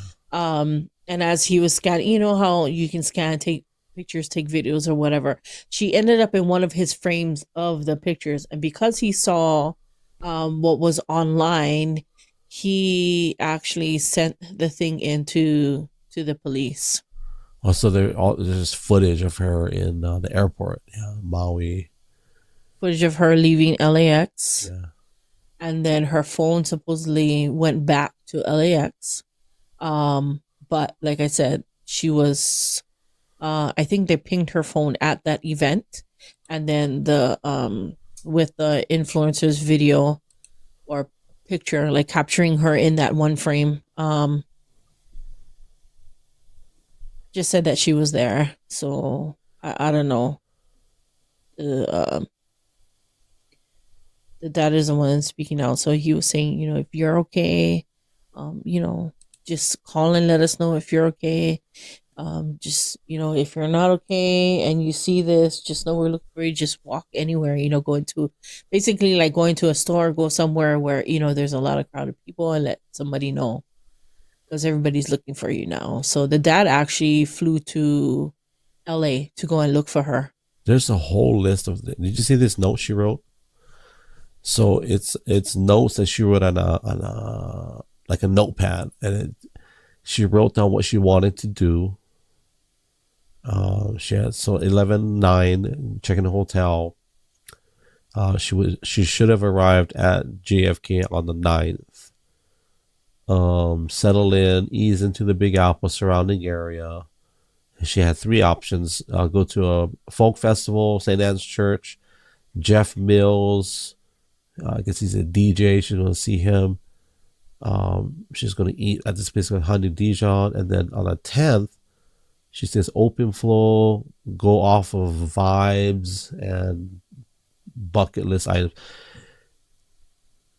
I don't know who Pat Thomas and Evil Taylor is, but I don't know if those people she was going to meet. And then on the 11th, she was going to meet with Auntie Jordan. So that's the intention was her flying was to go and see the auntie in New York, but she did not make the connecting flight to New York. Now the ex-boyfriend supposedly jumped on the plane and he ended up in, I guess, New York. I don't know if they were going to take the trip together, but they broke up prior to the trip or whatever, but she stopped in LA and she never got back on the plane. She didn't make the connecting. What's interesting is she took a picture of her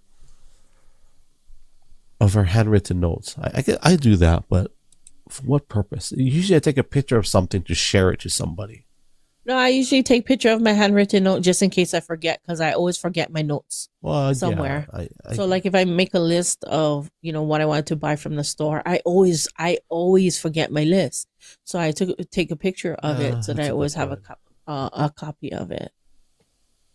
That's a good point. So that she might have just took a picture of that just to make sure that if she forgot her notebook, she still had what the intention of what she wanted to do.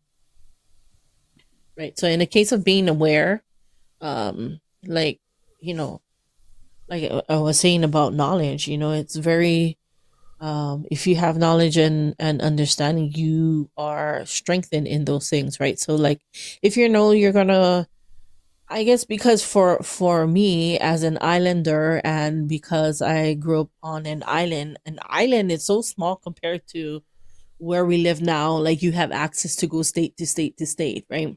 Yeah. And so being that it's so big that way, it can be scary, right? So I want to make sure that I'm wise in some of the things that I do. So even when Jazz, we took her to college, right? So she said, "Oh, we're gonna have an opportunity to go into the mountain. Like my teacher's gonna take us up into the mountain." Da da da.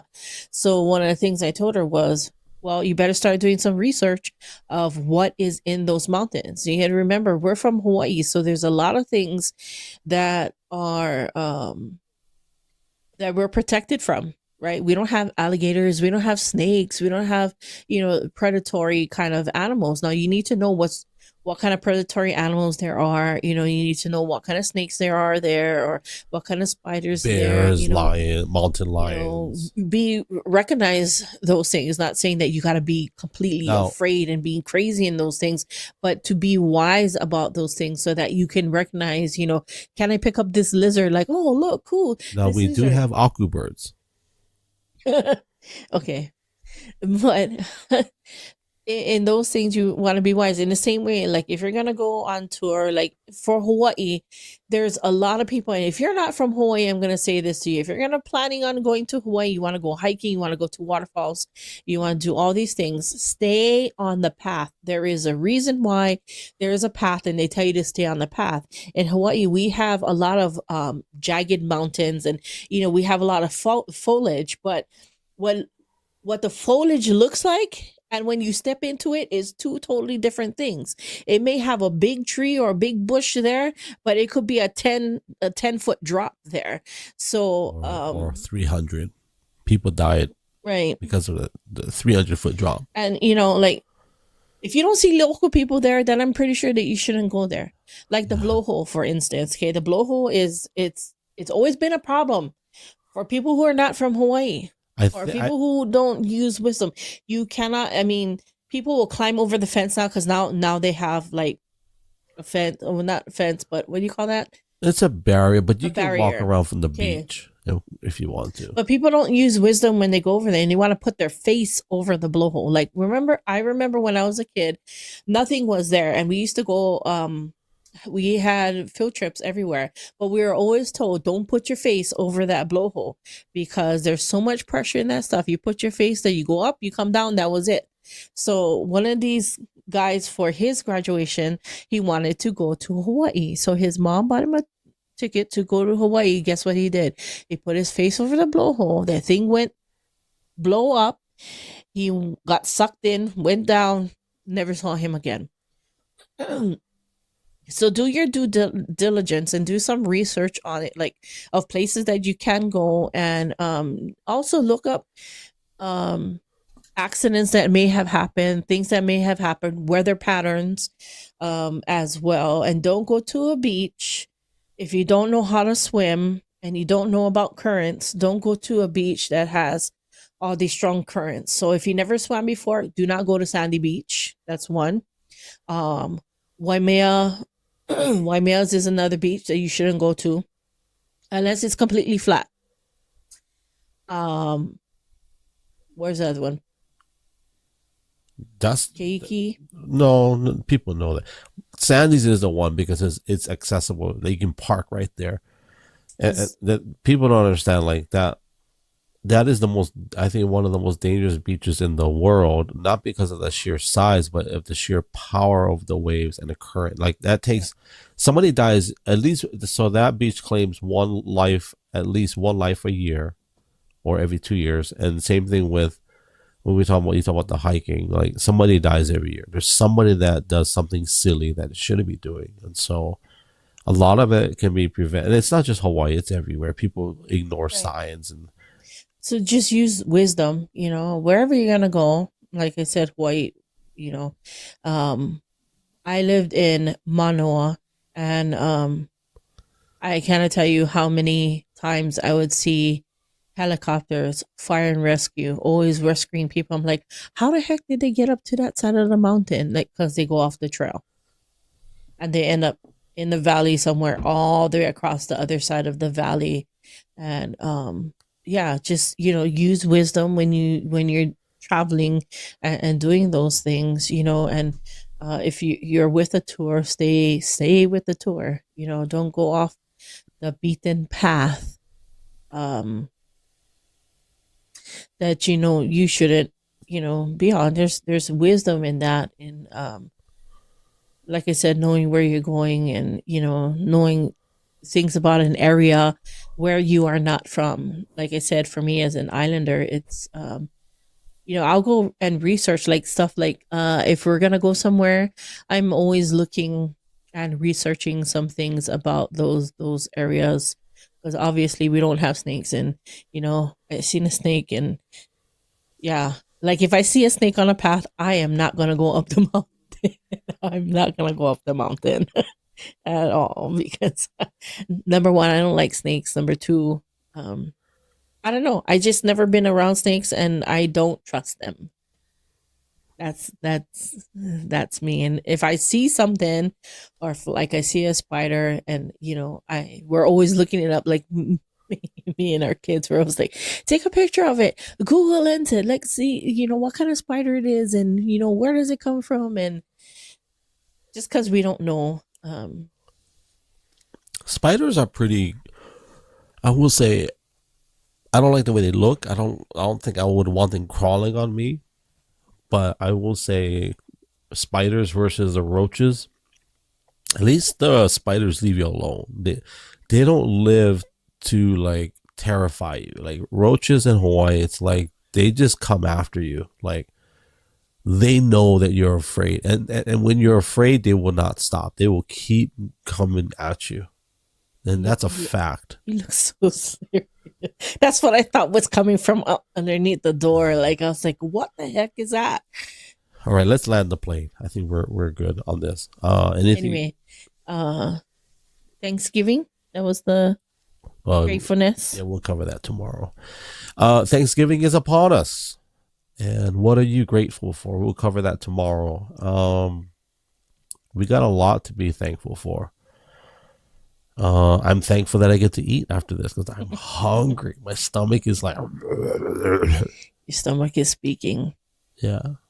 Most people can't hear it, but with my headphones, I heard my stomach is like, oh my God, just hurry up. You keep talking in circles. Let's go. Who said you keep talking in circles? My stomach. Yeah, your stomach is a liar. Liar! Bed's on fire! Don't let your stomach get we gotta talk. We gotta talk about this. My wife, brah. I come home the other day and I'm like, what are you guys watching? You're watching this like Zimbabwe YouTube channel, and I'm like, hey, nice. Like, no, they're either in Zimbabwe. I'm not saying it to be mean, but it's like a literal like one of those countries where, it's West African or one of those African countries. It's definitely not Egyptian, and it's not South African. It's one of those like, and it's so low budget. But my kids and my wife, they love it. They've been watching it, and it's one of those Christian YouTube channels, but they're like, you can tell they're a different culture, but their acting is so bad. It's terrible. And yet you guys watch, how many hours did you guys watch? Probably 10 hours now. More than that. There's no way. Well, maybe 11, 12 hours. I don't know. I think the first one was 6 hours. And I think the second one was maybe just about 6 hours. But I am the keeper. One of the and we'll share probably. Maybe I'll do a screen. I don't know. I may get hit with copyright on YouTube. I shouldn't get hit with copyright on this one because this guy's like, hey, thank you for the exposure. Because they want donations and help you out on their channel. They're asking for they need help for their ministry. Yeah. I mean, so they might go, hey, thank you for your exposure. Yes. So one of the prerequisites for this I think this show or this production is that you got to be able to scream, because there's somebody screaming every 10 minutes on this. It's but I think that's a cultural thing. I don't know. I don't know what that is. It's definitely a YouTube channel thing for them, because they're the first one. Anyways, we'll talk about that tomorrow. So I'm going to close out for me with a scripture, and then we'll close. Anything you want to drop before I drop the hammer? No, go ahead. Drop the hammer. Well, here's what I'll say. For today's title is Lack of Knowledge, and it was meant to hopefully stir some things up. And one of the things that my wife and I are being very deliberate when we do these live shows. This is not a podcast. This is not a podcast that's going to be reserved for hopefully very specific topics and guests, and then we'll put that on Spotify, Apple Podcasts, YouTube Podcasts. But we do these because we want to just do free flow conversation and share with you guys what's on our heart. And today it was about being informed and having the ability to not just research, but to go out there and like for us, I'm going to share this scripture, and this is from the Apostle Paul. It's 1 Corinthians chapter 12. I've mentioned this so many times, but I want to read it again. I'm doing it out of the TPT, which is the Passion translations. And 1 Corinthians chapter 12, 1 and 2 says that, my fellow believers, I don't want you to be confused about spiritual realities. For you know full well that when you were unbelievers, you were often led astray in one way or another, by your worship of idols, which are incapable of talking with you. Therefore, I want to impart to you an understanding. And I'll let you go look it up on the rest of your. This is pertaining to spiritual gifts, but I want to just really encourage anybody. We share a lot today about personal experiences, whether it's the culture of Hawaii and dealing with drug epidemics, kidnappings, and dealing with shady characters when you're shopping at Walmart. But to be informed when you go into a situation, especially in this season. My friend David Padilla, who is I think he was a sitting chief of police at the time, to be aware of what's happening around you. Don't be a phone zombie. Don't lock into, and especially during this season, there's a lot of things going on. There's a lot of activity, shopping activity. There's a lot of just so much busyness, right, in this holiday season. So we just want to encourage you. And that was a good one, honey. So we want to thank you for hanging out with us. And we hope you guys have a blessed Monday. Today is Monday. Thanksgiving is upon us. Tomorrow we're going to cover Thanksgiving, being grateful, all those things. We didn't quite get to it today, but that's okay. We are at the 2-hour mark. And we just want to thank you guys for just sharing your time. Thank you for carving out a piece of your day to be with us, whether you're live on X, YouTube, Twitch, Kick, or Rumble. We thank you for being here on behalf of my wife and myself. Thank you for your time, hearts, super hearts, your data, all that good stuff. But most importantly, thank you for your time above everything else. And we hope that the exchange of your time for this was worth it. I had you memorize that. That's pretty cool. Yeah, we just thank you for your time. Love you guys. God bless you guys. Ahui ho. Aloha and mahalo. Yes, sir. Chew. Aloha, guys. To whoever may need this nugget of encouragement, things will be alright, so quit your worrying. I get it, the odds can stack back against the wall, but even consider it such, know you'll stand firm.